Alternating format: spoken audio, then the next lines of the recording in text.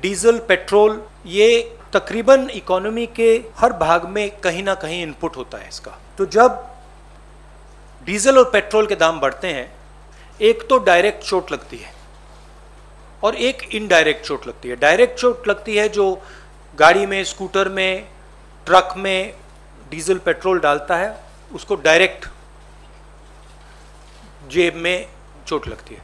और इनडायरेक्ट जो लगती है, जब डीजल का, पेट्रोल का दाम बढ़ता है तो ट्रांसपोर्ट कॉस्ट बढ़ती हैं। ट्रांसपोर्ट कॉस्ट बढ़ती हैं तो सब चीज़ के दाम बढ़ते हैं। और पिछले 7 साल से हमने एक नया आर्थिक पैराडाइम देखा है। एक तरफ डीमोनेटाइजेशन, दूसरी तरफ मोनेटाइजेशन। ये एक तरफ डीमोनेटाइजेशन, दूसरी तरफ मोनेटाइजेशन। और फाइनेंस मिनिस्टर ने कहा, मोदी जी ने पहले कहा था मैं डीमोनेटाइजेशन कर रहा हूं, और फाइनेंस मिनिस्टर कहती रहती है मैं मोनेटाइजेशन कर रहा हूं। तो जनता ये पूछ रही है कि मोनेटाइजेशन किसका, डीमोनेटाइजेशन किसका? क्योंकि मोनेटाइजेशन हो रहा है तो किसी का तो हो रहा होगा, और डीमोनेटाइजेशन हो रहा है तो किसी का हो रहा होगा। तो मैंने ये आपके लिए, मोदी जी के लिए बहुत अच्छी तरह लिखा है। देखिए, डीमोनेटाइजेशन किसका हो रहा है?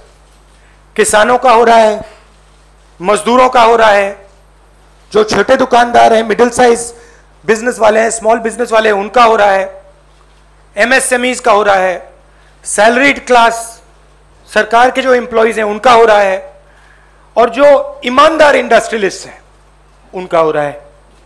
अब मोनेटाइजेशन किसका हो रहा है? 4-5 नरेंद्र मोदी जी के जो मित्र हैं, उनको आप 4-5 कह दीजिए, उनको आप हम दो हमारे दो कह दीजिए, जो आप कहना चाहते हैं कह दीजिए। तो ये इकोनॉमिक ट्रांसफर हो रहा है। और बड़ी इंटरेस्टिंग बात निकली है, मैं सोच रहा था, मोदी जी कहते रहते हैं कि जीडीपी बढ़ रही है, फाइनेंस मिनिस्टर कहती है कि देखिए जीडीपी का प्रोजेक्शन ऊपर की ओर है। मैं समझ नहीं रहा हूं भाई, जीडीपी एक तरफ दौड़ रही है और फाइनेंस मिनिस्टर, प्रधानमंत्री कहते हैं जीडीपी बढ़ रही है। फिर बात मुझे समझ आई, जीडीपी का मतलब क्या? गैस, डीजल, पेट्रोल, इनका यह कंफ्यूजन है। और मैं अब आपको गैस, डीजल, पेट्रोल के दाम और जीडीपी किस प्रकार से बढ़ रही है वो तो आज थोड़ा डायरेक्ट बताना चाहता हूं। 2014 में नरेंद्र मोदी जी ने कहा था कि डीजल, पेट्रोल के दाम बढ़ते जा रहे हैं, याद है आपको? 2014 में 410 रुपीज सिलेंडर की प्राइस थी जब हमने, यूपीए ने ऑफिस छोड़ा। आज 885 रुपीज सिलेंडर की प्राइस है, 116% इंक्रीज। पेट्रोल की प्राइस 71.5 रुपीज 2014 में, आज 101 रुपया, 42% प्राइस इंक्रीज।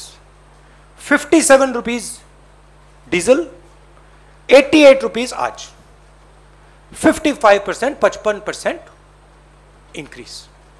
अब मजेदार बात यह है कि कोई ये आर्ग्यूमेंट कर सकता है कि देखिए ये तो इंटरनेशनल रेट बढ़ा है, इंटरनेशनल मार्केट पे डीजल, पेट्रोल का दाम बढ़ा होगा, इसलिए हिंदुस्तान की जनता को चोट लग रही है, इसलिए ये पूरा मोनेटाइजेशन, डीमोनेटाइजेशन का तमाशा चल रहा है। मगर अजीब सी बात यह है कि जब यूपीए की सरकार थी 2014 में, तो 105 रुपीज कच्चे तेल का दाम था, आज 71 रुपीज है, 32% ज्यादा था हमारे टाइम।